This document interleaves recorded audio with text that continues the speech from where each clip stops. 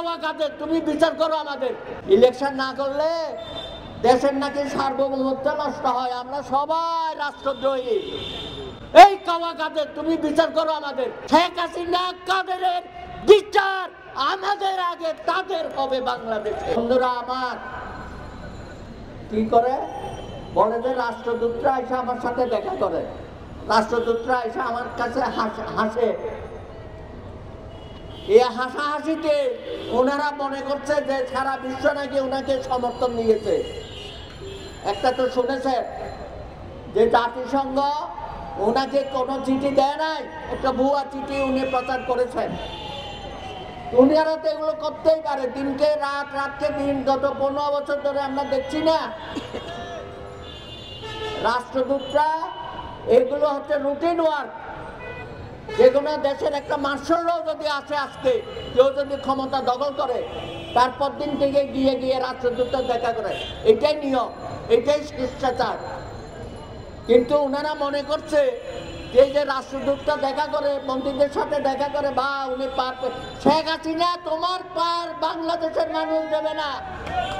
রাষ্ট্রদূত দেখা যাই দিক, বাংলাদেশের 18 কোটি মানুষ সংবিধান লঙ্ঘন করার জন্য বাংলাদেশে তোমার বিচার হবে। আরেকজন আছে না কাদের, আপনারা কি নাম নিয়েছেন তার? কাদের, আহারে কাদের সাহেব বলে যে যারা ইলেকশনে আসে নাই তারা নাকি বাংলাদেশের সার্বভৌমত্বের বিরুদ্ধে কাজ করেছে। হায় রে কাওয়া কাদের, আমার এক বন্ধু ওখান থেকে বলছে কাওয়া কাদের। হ্যাঁ, ইলেকশন না করলে দেশের নাকি সার্বভৌমত্ব নষ্ট হয়, আমরা সবাই রাষ্ট্রদ্রোহী। এই কাওয়া কাদের তুমি বিচার করো আমাদের, আমরা রাজি আছি। আমাদের বিরুদ্ধে রাষ্ট্রদ্রোহ মামলা করো, তো আমাদের বিরুদ্ধে একটা করবা না, তোমার বিরুদ্ধে বিচার হবে। তুমি 88 সনে নির্বাচন করো নাই, তুমি 96 সনে নির্বাচন করো নাই, তুমি 2006 সনে নির্বাচন করো নাই। শেখ হাসিনা কাদেরের বিচার আমাদের আগে তাদের হবে বাংলাদেশে। আমাদেরকে সংবিধান শেখাও না, কথায় কথায় সংবিধান।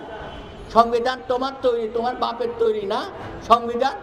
18 কোটি মানুষ 30 লক্ষ শহীদের রক্তের বিনিময়ে সংবিধান অর্জন করেছে। সেই সংবিধানকে তোমরা কলা পাতা বানিয়েছ, কচু পাতা বানিয়েছ, যখন যেমন খুশি তোমরা দেখতে দিয়ে যাচ্ছ। অনেক বাড়াবাড়ি করেছেন, দয়া করে বাংলাদেশকে একটা থামোসা রাষ্ট্রে পরিণত করবেন না। আপনাদের দেখে, আপনাদের হাবভাব দেখে মানুষ হাসে, আপনারা তো নির্লজ্জ। কানেরটা কাটা গেলে মানুষের কিছু লজ্জা থাকে, তোমাদের 2 কান কাটা গেছে, এই জন্যই তোমাদের কোনো লজ্জা নাই। কথায় কথায় আমাদের নামে নানা রকম স্লোগান দাও, কথাবার্তা বলো। ভাবছিলাম হাসান মাহমুদ সাহেব চলে গেছে এখন পররাষ্ট্র মন্ত্রণালয়, সেই জায়গায় যে আর কে আসবে নিতে যাবেন, ওই যে মেনন সাহেব না, আমার তো মনে হয় মেনন সাহেব এখন হাসান মাহমুদের দায়িত্ব পালন করবে, ওই থামসাগুলো এখন শুরু করবে আর কেউ নেই। বন্ধুরা আমার, এই আওয়ামী লীগ অত্যন্ত পুরাতন, একটি প্রাচীনতম। সেই আওয়ামী লীগকে আজকে কোথায় নিয়ে গেছ? সেই আওয়ামী লীগ শেখ হাসিনার হাতে, বঙ্গবন্ধু বাকশাল করে আওয়ামী লীগকে বিলুপ্ত করেছিল। রাষ্ট্রপতি জিয়াউর রহমানের বদান্যতায় আওয়ামী লীগ জিয়াউর রহমানের কাছ থেকে লাইসেন্স নিয়ে আওয়ামী লীগ চালু করেছিল। মানুষ তোমাদেরকে ক্ষমা করেছিল, কান্নাকাটি করেছিল। আপনি কান্নাকাটি করে জনগণের কাছে সমবেদনা চেয়েছিলেন, মানুষ আপনাকে সেই কান্নার উত্তরে অনেক কিছু দিয়েছে, রাষ্ট্র আপনাকে দিয়েছে। আজকে সেই আওয়ামী লীগকে আপনি তছনছ করে দিচ্ছেন। ইতিমধ্যে সারা বাংলাদেশে আওয়ামী লীগ স্বতন্ত্র ডামি, মারামারি, হানাহানি, ঘরে ঘরে আপনি অশান্তি লাগিয়ে দিন। এই অশান্তির আগুনে আপনাদেরকে একদিন পুড়তে হবে। আপনি বলেন বিরোধী দল নাকি সন্ত্রাস করে, বিরোধী দল নাকি গাড়ি পোড়ায়, বাস পোড়ায়, মানুষ মারে। আরে ভাই, আওয়ামী লীগ আমরা তো দেখছি তোমরা কি করেছ অতীতে। হ্যাঁ, এই পর্যন্ত বিরোধী দলীয় আন্দোলনে যত অত্যাচার নিপীড়ন করেছ, হামলা করেছ, হত্যাকাণ্ড করেছ, আগুন দিয়েছ, বাসে আগুন দিয়েছ, গাড়িতে আগুন দিয়েছ, মানুষ পুড়িয়ে মারছ, সব কিছুর মধ্যে বর্তমান সরকার জড়িত। এই আগুন সন্ত্রাসী হচ্ছে আওয়ামী লীগ।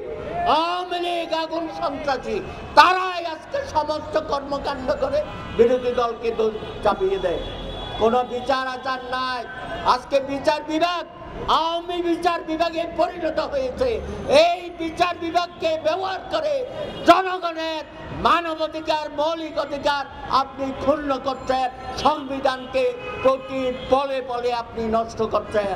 তাই এই গণস্বাক্ষরের মধ্য দিয়ে আগামী দিনে জনতার আদালতে, গণ আদালতে আওয়ামী লীগ এবং আপনাদের সকলের বিচার বাংলার মাটিতে হবে। ধন্যবাদ।